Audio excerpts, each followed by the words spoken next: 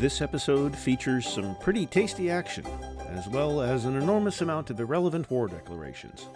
Get comfy, and prepare to separate the wheat from the chaff, in more ways than one. This is the Civilization Battle Royale X, Season 5, Episode 11. Bandwagons, Drug Wars, and an End to Abominations. Hi folks, Platon of Glaucon 4 here. I'm thrilled to be able to bring you another action-packed episode of CBRX. Before we begin the festivities, I'd like to apologize for the lack of Vampire Diaries lately. Vlad hasn't given me much to work with so far, and while I like the idea of Wallachia remaining a time capsule, stagnant in progress, as we so often see in vampire lore, it hasn't been conducive to OC.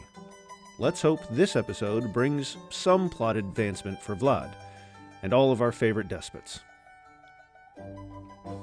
It was tough picking OC this week as there have been so many awesome offerings. Thanks to everyone who contributed.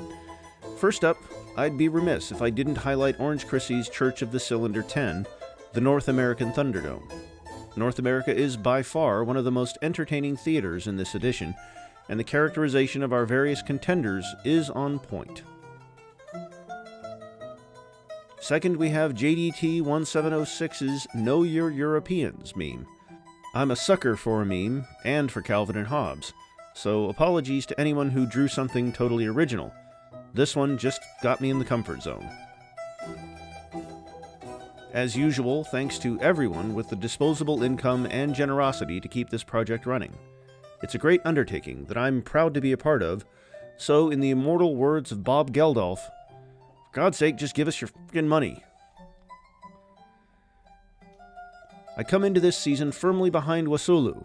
I have a soft spot for West African civs, don't ask me why. They played hard early and had a chance of being a regional power for a hot minute.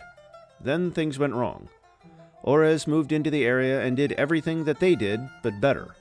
It's pretty clear at this point that WAS will never recover their fleeting former glory. Their slide in the rankings this week is deserved and reflective of their newly rumped status. So now, without further ado, Muhammad al-Jinnah smiles as he reads the note he has been handed by the returning scout. Uruk has fallen. That had never been in doubt. His smile is inspired by the waft of perfume from the parchment. Jasmine and rose delight and overwhelm his olfactory senses as he reads the words, "My dearest Mumu, I long for your touch. Do not keep me waiting any more. You must march to Lagash this second, where I await your sweet words and warm body. Moreover, my husband yearns for me to regale him with tales of your prowess as a lover. Lady Inanna, hot wife to Eonatum XXX. Elsewhere, Ma'in recruits great General Yanis Balodis, who served under Carlos Ulmanis. His tenure under a more successful leader pays dividends as Ma'in strikes an embarrassing blow to Ethiopia, making landfall in Africa and engaging in skirmishes with what should be an attacking force. Speaking of effective generaling, the Kipchaks have recruited Maurice of Nassau, son of William the Silent, to marshal their defensive forces. He has managed to use his expert knowledge of laying sieges to organize an effective resistance. Under threat of the newly innovated volley fire that Maurice favors, Ket forces seem reluctant to cross the border, or move at all for that matter. A Ket commander surveys his camp. All around, men are lying on the floor, some drooling, others muttering maniacally as they twitch on the ground. He pokes one man gently with a spear. He seems not to notice as he continues to grab at something unseeable floating above him. "K-holing," sighs the commander. "Every single bloody one of them." Despite this miraculous defense, the Kipchak corps looks very empty, and an attack by Vyatka, Karakitai, or even Bactria could cause them some serious issues. Mysore DOW the Kipchaks, but barring some serious open borders treaties, this is an irrelevance. In West Africa, this year's Portugal augment their reputation as least lazy yet by capturing a city. Admerias is once again a source of border war, as Wasulu is once again bifurcated. A couple more flips look likely here before all is said and done, but I think Wasulu may stand in the end. It seems they have weathered the storm, as the torrents of Portuguese and especially Ores units slow to a trickle. In non-regional news, Rapa Nui declares war on Pegu in a desperate attempt to not be ranked last in the next power rankings. I'm not holding my breath. I'm not going to sugarcoat this. I don't like Rapa Nui. They were fun for about an episode, maybe two at a push. Here we see them continue to refuse to play the game. They've recruited Haile Selassie as a great prophet. My working theory, they've gotten into Scythia's stash, converted to Rastafarianism, and think this will somehow help them achieve enlightenment. Haile Selassie wishes he'd been born anywhere else so that he might have experienced the wonders of the cylinder. Instead, he sits in Anakena praying that something, anything, may one day happen to alleviate his boredom. It's pretty much all over for Ryukyu at this point. Tang have them surrounded. Let's take a second to appreciate the big brain on Cebu here. Tang have been baited into purging the zombie menace from the world, and in so doing, eating a massive warmonger penalty. Theoretically, this should take the heat off Cebu for a while, allow them to consolidate their new holdings, and potentially draw their nearest competitors into a war against the regional power. This would leave Cebu in prime position to capitalize, with one of their famous hit-and-run incursions whilst their neighbors are distracted. Mary calls out to Gortak for a square go. All aboard the bandwagon, I guess. The Pomo city of Chanel is in a bad way. SC Parish can't even hope for the classic split-force AI attack to save them here, as their northern city stands directly between the bulk of the Tlingit forces and their southern target of Katuli. The Tlingit military looks terrifying, massive, and with a good mix of units. SC's best bet here is to sue for peace as soon as possible. Peace is made between the Ket and the Kipchaks, who were ostensibly winning the war, given the final formation of the battle lines we see here. The price of peace was probably high, though, and it's very possible Gortak's economy will be crippled for the short term. Not an enviable position to be in with such a large Viatkan army waiting in the wings. As pointedly ignored in the previous slide, Tarodaho has declared war on Pontiac. There are two initial theaters here, one in the north around Penawabakong, which has already taken a little damage. In the south, Onondagan troops will have to fight their way up the shores of Lake Michigan if they want to approach Moningwanekaning. Anishinabe's Hudson Strait and James Bay colonies haven't come under immediate siege, but they are dangerously isolated. If Tarodaho commits to this front, these cities should be easy pickings. Onondaga don't have a UU to help them out here, but they do gain a flat bonus to combat XP, which is increased and gains a strength buff if they're fighting in hills. Unfortunately, there are no strategically placed hills for them to exploit this bigger advantage. With a couple of pretty hefty choke points, it will be interesting to see if Onondagan troops can make headway, or if this will become a grinding stalemate that leaves both exhausted. The Pope awards himself the cheesy title of Julius II, the Conqueror, in recognition of snagging that one Phoenician city in Greece. His options for further conquest look very limited. Despite his Swiss Guard sporting some relatively early pikes, the French and Wallachian armies look like they could turn the papal lands into a cheese toasty if they apply the heat from both sides. If Vlad doesn't act soon, though, his army will be no match for a fully medieval force. Ores may be a little depleted from their recent warring with Wasulu, but Julius definitely doesn't have the might to contest the Med at this moment in time. The legal department of UL Incorporated fires off a contract to Gortak. Dear Occupier, we intend to exercise a legal option on the city of Sun as soon as the current lease has ended. We demand immediate access for our surveyors to begin to appraise the territory and its properties. Failure to comply will result in a summons to appear in front of a judge who will issue a writ of compliance. Grace O'Malley, CEO. Dictated but not read. Bactria recruits General Johann Cerclais. Johann, being a devout Catholic, is appalled to be recruited by an empire that has adherents of both Orthodoxy and Islam. His first order is that the heathens assembled before him get into the sea. This is misunderstood, and they attempt to besiege Sarepta from the Caspian. Circassia is starting to look hegemonic here. Off-screen, Wasulu are able to retake the originally Ores city of Admedias from Portugal. I doubt it's done flipping yet, though. As usual, I promise I didn't read ahead. Vyatka joins the Kipchak bandwagon, becoming by far the most relevant member. Unless they concentrate force in the south, which they are pointedly not doing, Yoan's armies will have to fight through the mountain passes, or else range far to the north to find a more open vector for attack. Is Togortak ready for another valiant defense? He'd better be, or else it's all over for the Kipchaks. Every time I think I'm out, they keep pulling me back in. Togortak. Probably. Henry Ford finds himself in Germany, recruited by the Hansa. He is charmed by the Volkish myth of the common people.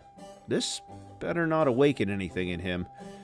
The American Nazi tells Jürgen Wollenweber that his citizens can have a carriage in any color, so long as it is black. I have no need for funeral carriages, protests the King of the League. I'm not at war with anyone. An advisor leans over and whispers to him. Estonia? Bugger, I knew I was meant to be doing something, he roars. He turns apologetically to Ford. Okay, Hank, I'll take 100 to start with.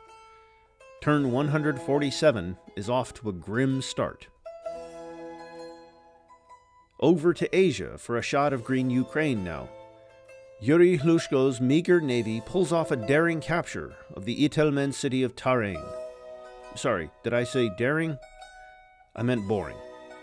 I voted for Ukraine, and I've been disappointed ever since. Even seeing them do something here, I'm struggling to care. In fact, this probably wasn't even their doing. It's probably that stupid Raven messing with the Itelmen again. See, Yuri, you aren't even the main character in your own narrative. What's even more concerning is that there are enough triremes here to recapture the city, which could lead to the shame of losing a city to the Itelmen. What is dead may never die, yells Shoshin as he is dragged from his throne room by a pair of Tang swordsmen. Yeah, that's right, pal, the one on the left sneers. They said you were a zombie, but I didn't expect you to smell like the dead. He and his partner laugh uproariously until a bright light begins to shimmer around Shoshin's body a second later. The immortal has disappeared, leaving only a faint buzzing sound echoing the courtyard of the former royal palace of the Ryukyu. Ryukyu had a funny old game, reaching the dizzying heights of number 20 in stats at the end of Episode 3, only to hit rock bottom after a disastrous war against Japan. After that, they never recovered, being picked apart by stronger regional contenders until they were eliminated by Tang in 61st place. Wait, what do you mean that wasn't it? Okay, so through sheer gumption they were able to self-resurrect, then proceed to do nothing of note until the rest of the world got too creeped by the idea of zombies, and Cebu tricked Tang into eliminating them in 61st place again. F for Shoshin, eliminated first and second, technically. "Jesus, save us!" wails Julius II, waving the note above his head. After chasing him for some time, an advisor is able to wrestle the ill-omened letter from the Pope's hands. As he reads, he turns as pale as Feta. We'll see who the real conqueror is. Dihya, X. "Ring the alarm bell," orders Julius, having regained some composure. The bell ringer makes for the large rope in the corner of the room. "No, not the giant bell, the baby bell. We only need to alert the palace. They can see what's going on outside. Bring me my greatest military minds immediately. Send for Jack Pepper and Gordon Zola." "Of course, Your Holiness. When's Lee Dale arriving?" "Shouldn't be long. He's stationed at the Rockfort." "Ah, here he is. What news, Lee?" "The main cheese store has been hit, boss. Debris is everywhere." Damn, swears the stinking Bishop of Rome. As much as I'd like to see some serious action here, neither side possesses overwhelming force. They're fighting over a body of water, and just for funsies, Dihya has thrown down a citadel in the middle of it all. Yeah, this war had cheese grater written all over it. Zaragua recruits the great merchant Barry Gordy. Gordy founded the hugely influential Motown label, signing some of the biggest names in soul, including Aretha Franklin and Stevie Wonder. Little to report war-wise here, as both Spear Thrower Owl and Anakauna have sunk almost all of each other's boats. Off-screen, the Kalmar Union makes peace with the Kipchaks. Kar and Kawa have been quietly settling on Newfoundland, and whilst their new holdings of Kauke and Koyam are under threat from old Shihei's navy, they have managed to sneak a settler on to the Labrador Peninsula. It seems unlikely the Susquehannock force in the area is enough to secure even the half-health city of Kauke, but stranger things have happened in the CBRX. This island could just as easily become New Lostland for Joseph Maria. The Uel citizens in Murisk sit incredibly still, hoping no one sees them and draws them into the patchwork of wars that cover North America. As turn 148 begins, Yoan Anikiev Mishkin also declares himself the conqueror. This epithet is currently hotly contested, and whilst he has seized lands from the Kipchaks in previous campaigns, Vyatkin forces are yet to do so in this go-around. In fact, so far, only one unit of swordsmen and one of spearmen have crossed the border into the Gortak's lands. Let's find out if he can live up to the title. This attack does seem to be focused in the north. As pointed out earlier, this makes for a difficult approach. Are we about to see another masterful defense against a superior opponent from the Kipchaks? I hope so. Julius is running around the throne room waving another note. This time his advisor merely waits for him to tire out before plucking the note from his hands. Your cheese on toast, pal. Max Robespierre. As with the Vyatkin assault on the Kipchaks, there are some narrow mountain passes in play here. That should slow the French attackers down some, but whichever way you slice it, the Pope wasn't ready for a two-front war.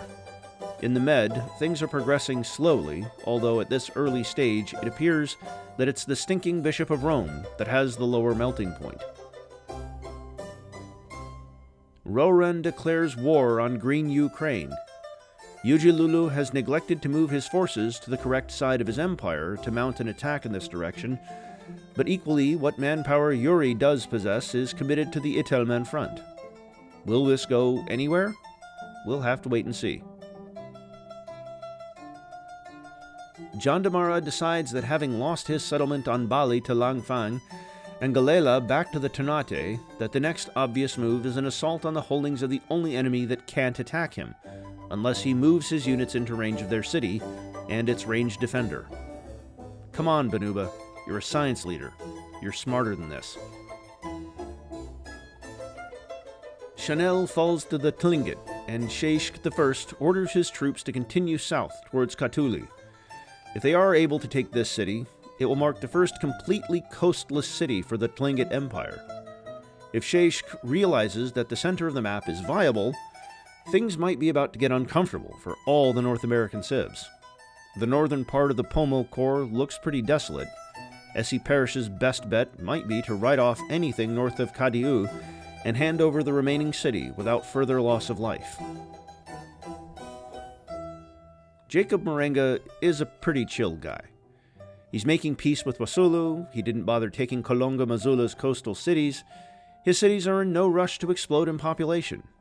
Even his government is listed as some government. I'm imagining him as the Cayman Islands banking exec from The Simpsons, sitting, fanning himself, complaining that it's too hot and occasionally exclaiming, "Oh crap!" when he realizes he made mistakes a while ago. He's definitely got the strength to claim the southern Moravi holdings, and he could use some of that AI fishing boat magic to help with his population crisis. He has settled his own coastal city in Otjanjombowimbe. It is, however, bereft of sea resources. He's recruited Sargon the Great of Akkad to train his recruits. Sargon, a decidedly unchill kind of guy, wishes he was born in Pakistan, Phoenicia, or even Maine. Anywhere that would put him within striking distance of Sumer, and betting distance of Eanatum's hot wife. Hopefully, Sargon's bloodlust will liven Marenga up a bit.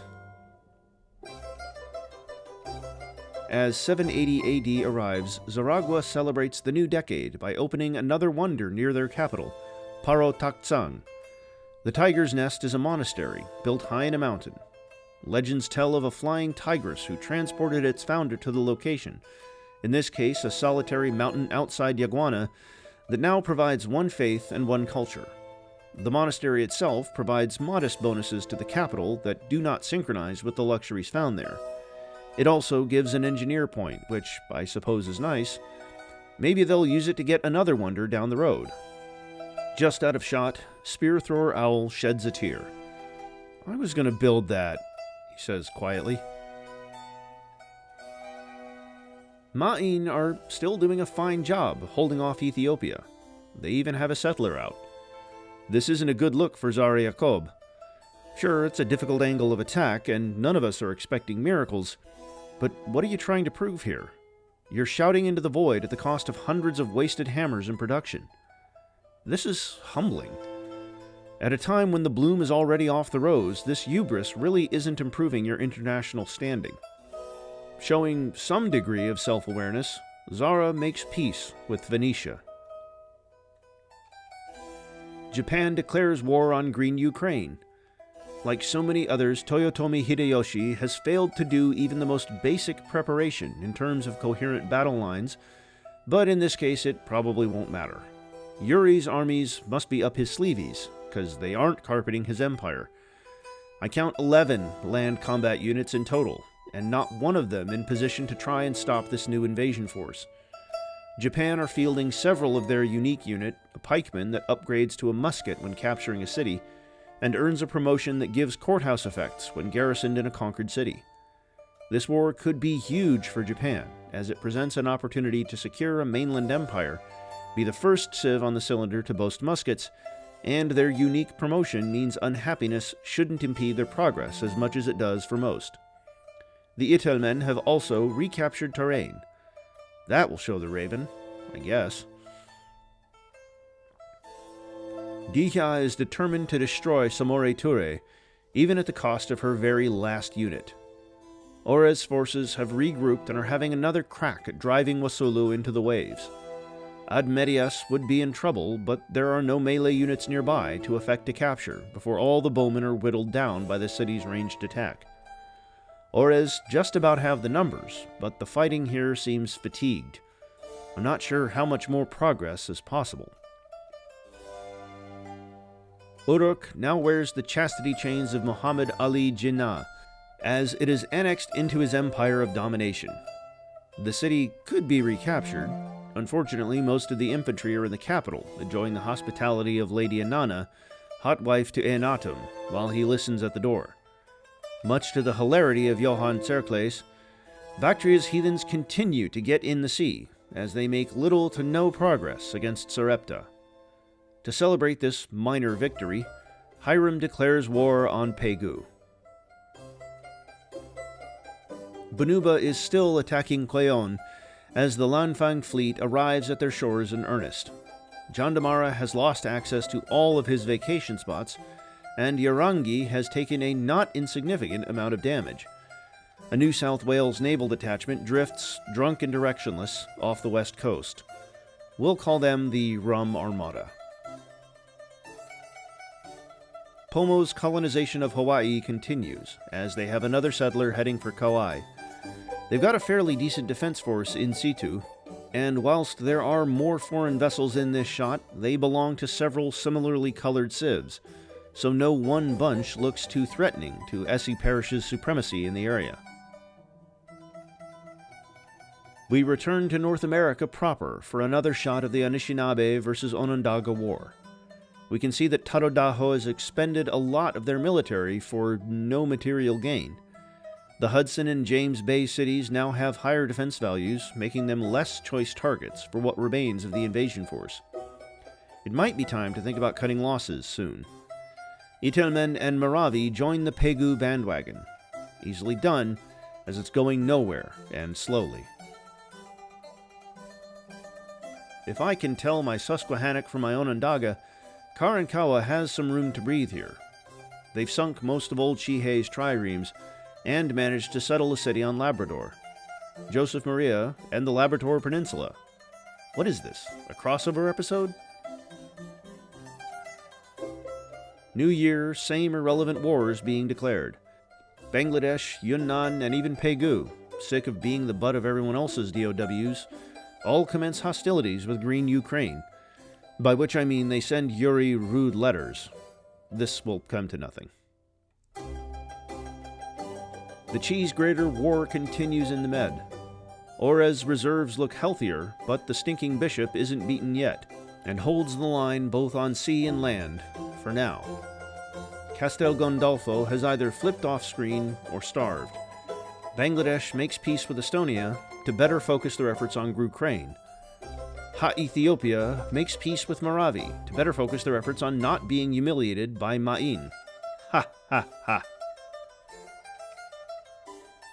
Having wasted a good portion of their remaining troops on not capturing Keon, Banuba have also let Dodinga drop to half health.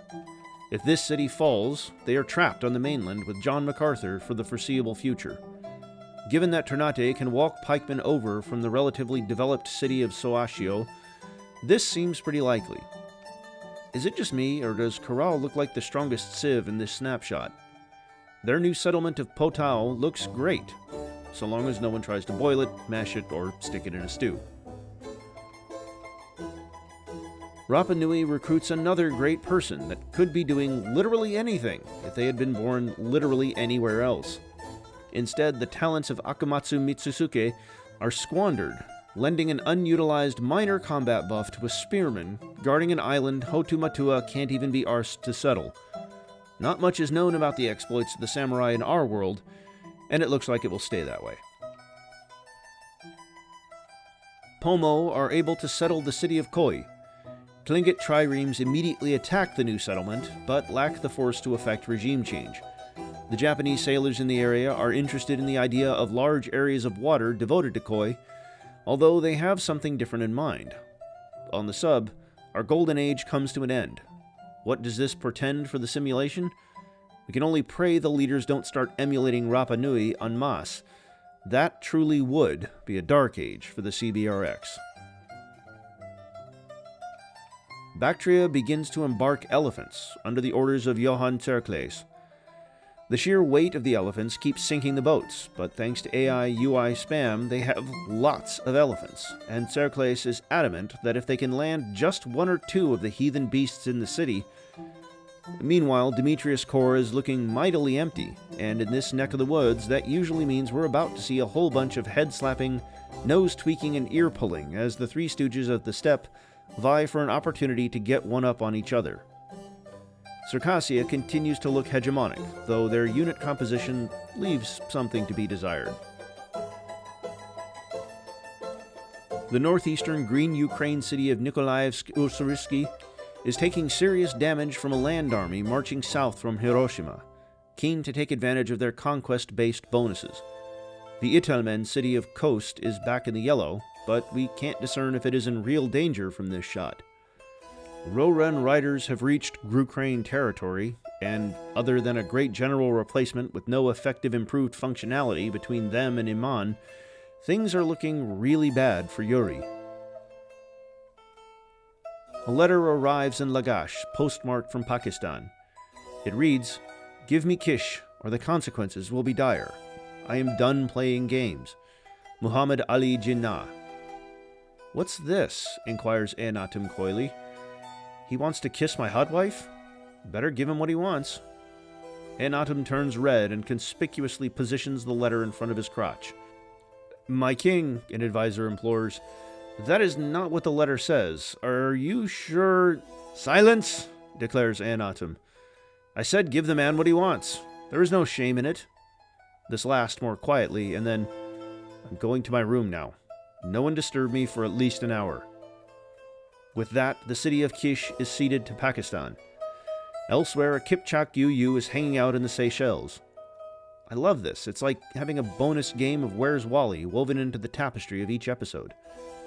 Against expectations, Phoenicia are still more or less fine. Estonia establishes a monarchy, declaring Lennart Meri their one true king. I'm not sure why. Maybe just in recognition that he survived until 820 AD. The war for Scandinavia has turned into a three-way fish grinder akin to the Lil Lisa slurry plant. Maybe if this conflict goes the distance to the nuclear age, we can get some three-eyed fish slurry for a Simpsons twofer. Seems unlikely, though, as Scythia have a huge army on Estonia's border, and they are gazing longingly over towards their exclave of Bergen. Who's going to stop them if they march for it? Not the Scandinavian stooges. Ateas stands in front of his troops, sword in one hand, spliff in the other. He takes an almighty toke. Then he panics. Shit, he thinks. What was I doing? Oh man, I've got no idea why I came here. Man, I'm messed up. Okay, I've got my sword with me. Must be about to do a war. Who on, though? Oh man, this was such a good idea 5 minutes ago. Hey, look at that cloud. Looks like a sheep. No, must not get distracted. In the course of following the cloud, his gaze has drifted from the Estonian border to the one with the Viatkan lands. War with Viatka, he suddenly declares. Yeah, that sounds right. Many miles away, Chief Shaman Olgit is stirred from his K-hole by the mighty cry. Shit, we're at war with Viatka, he thinks. I don't remember agreeing to that. War with Viatka, he shrugs towards his troops, then turns and begins to rack up a massive line. I'm calling this one the War on Drugs. In sleepy Central Africa, settlers wander aimlessly. If they bump into a party of colonists from another civ, they say, Dr. Livingstone, I presume? Then fall about laughing. Anything to pass the time. Luba's Yu, the Nzapa Zap, can be seen here. A swordsman replacement that can conquer cities without causing resistance. That's cool. Shame we have no chance of seeing it in action. Kara Kitai becomes a monarchy. They've slowly developed a core and shown some impetus to try and break out of their starting location, but it's probably too little too late at this point. Scythia is determined to make Trans-Siberian Doomsday a thing, and both Pakistan and Bangladesh to the south are much stronger. They have shown more aptitude in war than Royale, but just barely. Speaking of which, there are units here that would be better served attacking Ukraine. They should get a wriggle on. Off-screen, Dodinga falls back to Ternate, as predicted. Verkhoshizemye looks like a viable target as soon as Olgit's troops emerge from their K-holes and get a nice bowl of Special K in them. Once they manage that, they should be able to eat the Viatkan city as an afternoon snack. Elsewhere, the Kipchak defense continues. Pretty valiant for a civ ranked 54. It's fair to say Jandamar's chances of escaping his drunken neighbor are dead for now. Fortunately for them, so too are most of their would-be invaders. It looks like the mainland will hold. Oh, stuck on this island with that bloody bogan, sighs the Banuba leader. Here, Bruce, get me a ciggy and a tinny. I'm a crook at the idea of being stuck here with that drongo. Yeah, fair dinkum, Bruce replies. He throws Jandamara a can and a packet of cigarettes, turns around to fiddle with the tape deck, and suddenly AC/DC are blasting out across the outback. Akadaka? Nods Jandamara approvingly. Nice. The Scythians may be really baked, but it's not holding them back from warring, unlike their K-holing ally. They have managed to encircle and damage both Nikolitsin and Dimkovo in the far south. I'm not sure if they have enough force concentrated outside the capital to make a push there yet, but either way, Trans-Siberian Doomsday is laying tracks straight through the steppe. Anishinaabe and Onondaga, however, are screeching to a halt. The former now have the numerical advantage in the north, but little chance of leveraging it into something useful. In the south, the situation is reversed. Azavante Tsaworowa has been taking a pleasure cruise in Lake Huron for a few decades now. The unique scout replacement probably isn't much good to them anywhere at this point, so why not let them relax? Onondaga settles the city of Otiahanague on Greenland and has another settler off the city shore. Karankawa still hasn't put down roots, despite having been on the island for years. Old Shihes has also dispatched a settler, which seems to be heading that way. Can't let the paths of Onondaga and Susquehannock diverge too much, right? Finally, there is a Scottish settler wandering snowblind across the middle of the island. This concludes Settler Watch 820 AD edition. Oh, look. Zaragua did get another wonder. Cheers, Anacauna. Spear Thrower Owl is crying now. Choking back tears, Spear Thrower sends his new general Shajar al-Dur to attack Baja California. Al-Dur was the first Mamluk Sultana of Egypt and played a role in resisting the Seventh Crusade. She hopes to lead a crusade into Pomo lands, but like our timeline's crusades, she may be doomed to failure due to her strategy of embarking units to be sunk immediately. Next up is a shot of the Cebu capital, Singhapala. It has a decent population and a reasonable defense force, including a Timawa unique unit. This pikeman replacement is amphibious, can pillage tiles and trade routes for free, and gains a temporary combat bonus if it does so. It's a really good build for this part of the world. I like Cebu. If we're lucky, Humabon is planning his next surprise war to capitalize on this power spike. Another new turn, another new wonder for Zaragua. In the city of Gonaibo, east of the capital, the Great Mosque of Jenne opens to the public. The largest mud brick building in the world, this wonder provides a free mosque to the city, minor boosts to culture and faith, another engineer point, and extra spreads for missionaries that will help Anacauna spread her non-existent religion. Like their previous offering, it has a stat sheet score of 2.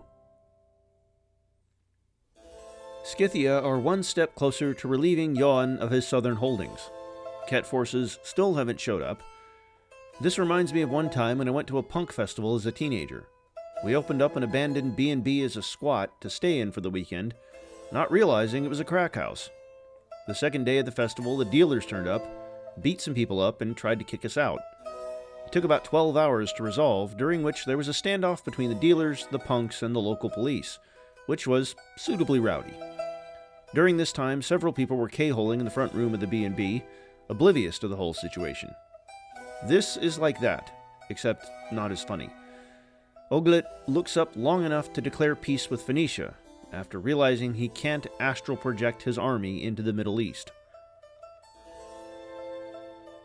Wasolo is able to secure peace with Ores, and whilst their empire is more coherent than before the war, make no mistake, this is a terminal rumping. They've lost some big cities, but more importantly, they've lost any routes to viable conquest. Short of pulling a navy out of nowhere and taking it to Portugal, this is the death of possibility for Samore Ture. All that's left now is to wait for a great power to come and end their suffering. John MacArthur tries to blink. He's so dehydrated only one eye pops open. His tongue feels like it is host to a black hole, drawing all moisture from his mouth into some nether realm. His one open eye stings in the sunlight. "Oh, good on ya. You're awake, cobber. It's nearly midday, you bludger. Bet you're feeling awful crook, eh?" "Nah," croaks John MacArthur. "Yeah. You were legless, eh?" "Nah. Yeah. Well, if we go get a Macus and scull a stubby, you reckon you'll be ready to go back and scrap that Drongo Jandamara again?" "Yeah, nah." With that, New South Wales and Banuba make peace again. Banuba seems to have fended off the Lanfang fleet. Things might not be looking up, but they are looking more stable. Grucrane makes peace with the Itelmen and manages to get the city of Chakajuj in the deal. Could they be any more excited? They immediately assign Great Admiral Matthew Perry there at his own request. He says he finds the city name hilarious and wants to station there to work on his comedy act. If Roran comes knocking, though, it might not be so funny after all. Lennart Mary shakes his head, then rubs his eyes. He very clearly remembers declaring war on Samore Ture, but he can't remember why. Diha's spell is broken, and Estonia makes peace with Wasulu. Closer to home, the Lil Lisa slurry plant continues to churn flesh, wood, and metal into a high-protein feed for farm animals. Scotland has snuck a new settlement into Scandinavia in the form of Lithgow, and has another settler roaming the snow. The Kalmar Union's settlement of Stavanger will make this a difficult set of colonies for Mary to supply. Frustrated at his lack of progress against the stinking bishop, Robespierre declares war on Wallachia. Everyone knows vampires are vulnerable to a stake through the heart, but Maximilian has heard that beheading will do the trick also, and he knows a thing or two about taking heads. He may literally be putting the horse before the cheese cart, though, as his horsemen will have to navigate the Alps to the north or Julius territory in order to get to Vlad. Just as Japan looks to have Nikolaevsk-Ussuriski in capture range, they are down to their last swordsman. Will they be able to take it before the swordsman dies? Maybe. The E11 have brought the city of Khost back up to green health, and reverted to its former name of Touraine. I don't understand what Japanese civs have against northern Honshu. With all the ghouls and goblins in this game, maybe Toyotomi Hideyoshi thinks it's haunted. The Japanese have recruited Great Admiral Marc-Joseph Marion Dufresne to bolster their invasion. In our timeline, Dufresne is known for having been killed by Maori tribesmen after making landfall in New Zealand. Toyotomi will be banking on him sticking to the seas in this reality. Fortunately, that's how Great Admirals work here, so there doesn't seem to be any great threat to MJ here. Mysore declares war against Yunnan. Here we see a shot of the front. Psych. Bangladesh is still in the way, and neither side seem to have secured open borders ahead of hostilities. Tang has settled the new city of Kauzhou within their existing borders and has another settler southeast of the city. Bangladesh has a settler up in the Himalayas. Yunnan has 2 milling around their borders. Not to be outdone, Karakitai have 3 in this slide, and are better positioned to actually settle a city than their rivals. The first domino falls as Scythia takes Nikolitsin. "Domino, ho ho!" shouts a seriously toasted Ateas as he rides through the gates of the city. Dimkovo will fall next turn. Johan's ass is stepgrass, and Ateas is going to smoke it. Off-screen, the Ket forces continue to rack up massive lines, and not much else. Returning scouts bring rumors of a new style of music called dubstep, playing non-stop in Ketlands, but no one really understands what they're talking about. It's turn 153, and Zaragua makes peace with Teo, giving up a city in the bargain, but crucially, not one containing a wonder. On the plus side, the city of Mame has a nice population and makes an excellent staging point should Spearthrower Owl wish to resume hostilities with Anacauna in the future, or, for that matter, attack the southern coast of North America. The Hanseatic League declares a holy crusade against the forces of darkness, swearing to bring an end to the nefarious Vlad Tepes. In his dimly lit throne room, Vlad twists the head off a soldier, lifts the man's headless body up off the floor above his own head, inverts it, then chugs the blood flowing from the frayed neck. "If y'all want to see me kick the Hanseatic League's asses, give me a hell yeah!" he exclaims. "Hell yeah!" echoes the cry from the castle's courtyard as thousands upon thousands of soldiers answer their murderous leader's call. In a desperate attempt to save face, Banuba declares war on Pegu. Have we even seen Pegu in this episode? I guess none of those wars are paying off so far.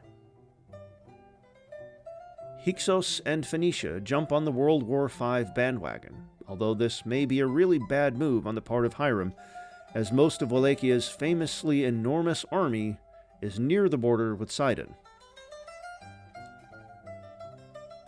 They're out of the K-hole. This is not a drill. Awake and with a balanced breakfast in their bellies, the Ket forces wash over the city of Verkhoshzemye. Kipchaks join the anti-Pegu bandwagon. I'm a little disappointed. I assumed they would sympathize with Pegu's plight, being the target of the world's second largest current coalition. 5 turns have passed since we were last here, but Chanel is safely in Tlingit hands. Very chic. To the south, Katuli is almost completely encircled. Should have made peace when you had the chance, Parish. Ponca joins the Pegu bandwagon. Zaragua and, much more relevantly, Scotland declare war on the Kalmar Union. Those North Sea colonies don't have a single naval defender.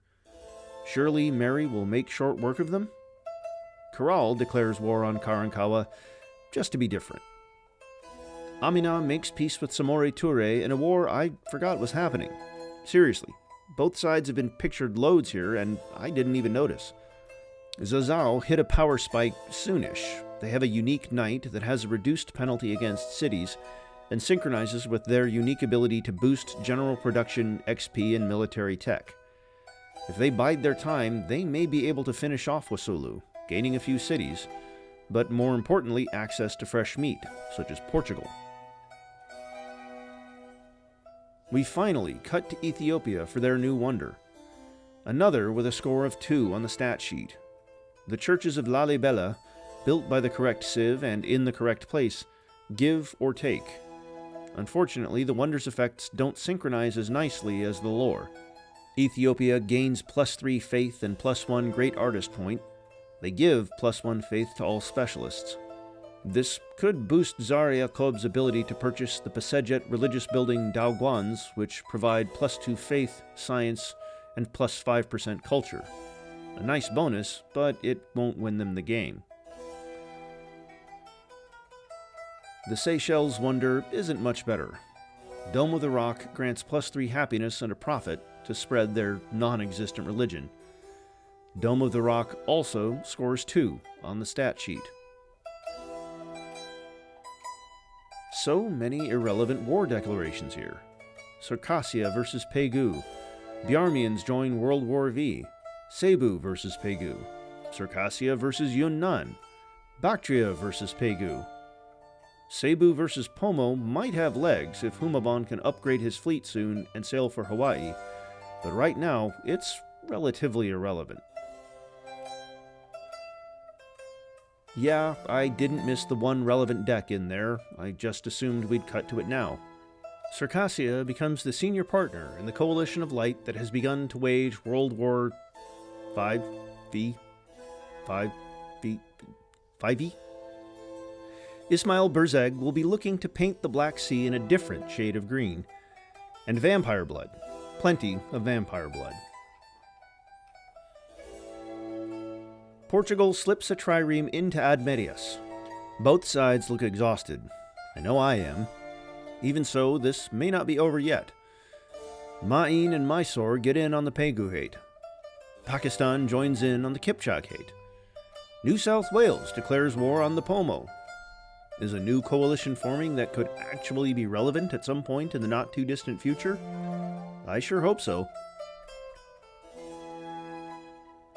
Japan still haven't finished off Nikolaevsk-Ussuriski, but they've got Svobodny down to capture range and have several of their unique Ashigaru poised for the coup de grace.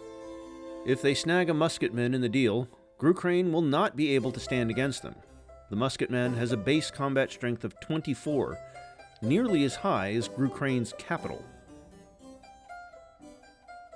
Scythia captures Dimkovo, and despite all the pipes they've blazed, they don't seem to be slowing down yet. Castel Gandolfo's defense force is down to one old man on the battlements, screaming, "You shall not pass!" Orez must take the city now, but it will undoubtedly flip a bit more before it's with its forever owner. The stinking bishop's navy might be busy fighting the Wallachians, but they are only on the other side of the city, hence poised to make a recapture. To the north, France has done what the French do when faced with a bunch of cheese, and eaten it for lunch. There are precious few defenders left now. Ah, Keynes. Nice fella. Couldn't have been more wrong about the consequences of the mechanization of industry. I wish we had fully automated luxury communism. I don't think it's too much to ask for. Bangladesh makes peace with Wasulu. Dia's spell had worn off some time earlier, but Sheikh Mujibur Rahman has been having a well-deserved nap until now. Teo peace Ponka, whilst Zavante declares war on Karankawa in a feudal gesture. They've even recruited a new general for the occasion. Much good will it do them. Jue Yue, known as the Patton of Asia, was famed for fighting communists. If Zavante survives to the age of ideologies, maybe they'll be able to make use of this knowledge. They're under no immediate threat right now, and have recarpeted, but they have no prospects. Survival is the best they can hope for. It's 900 AD, or turn 155 to you and me. Yanomami builds another wonder with a stat sheet rating of 2. It's Hagia Sophia. Free prophet, free temple, yada yada. At least Davi Kopanawa has a religion to spread, even if he had to borrow it from someone else. Koralic Pakaism does give faith for planes, which Yanomami has plenty of, and access to some pretty nice science-focused religious buildings. In this case, the wonder may actually be worth it. Spear Thrower Owl is crying again. Margareta may have managed to bring Aberdeen down to about half health with a detachment of triremes sent from the home shores, but Mary is unquestionably winning here. The Kalmar Union's colonies will soon be Scottish. Japan finally takes a city from Green Ukraine, but it seems that they did it with a trireme, not a land unit. Silly Toyotomi. Their land army has actually thinned out significantly. The horseman sent to capture Nikolaevsk-Ursaritsky is near dead, and contrary to my prediction, it looks like they may struggle to progress from here. They do have a couple of settlers on the mainland, though. Maybe this war was an excuse to traverse Ukraine's lands in search of new city spots. Kara Kitai makes peace with Estonia. Cute. Joao declares war on the Kipchaks, just to prove he isn't lazy. Around the Bosporus, Vlad's units are being thinned out. As his generals lament, his economists rejoice. The Ligi Wigis are breaking through in the north, and Scythia have citadeled Targoviste. Don't worry, Vlad. It's always darkest before the dawn. Oh, wait, the dawn will kill you. Bugger. Scythia's own capital looks kinda undefended right now, but no one is in a position to make a move on them. And besides, with their mounted unit bias, empty now might not mean empty in a turn or two. Mary personally headbutts her way into Sigtuna, spitting broken teeth from her mouth. "We call that a Glasgow kiss where I'm from, sonny," she tells a crumpling Kalmar guardsman. "Roskilde is shitting it, sen." Scythian forces seem to be spreading out to encircle the Viatkin capital, as they did with the southern cities. This really could be doomsday for Johan. Ket seems to be K-holing again, and the Biarmians have annexed Shabelinskoye. Ores declares war on Mayin, mainly for vibes. We see the massive and massively empty Tang Kor. Good job they have no natural predators. Cheese's right-hand man has lost his grip on Gandolfo. It could still flip some more, but his chances of owning it at the end of the war are looking less appetizing than a slice of that plasticky stuff they melt to the top of burgers. A French catapult moves within range of Benevento. Better get knee-bound, Julius. Italy is a graveyard, and the Mediterranean is thick with blood. Europe is a graveyard. The Baltic Sea is thick with slurry.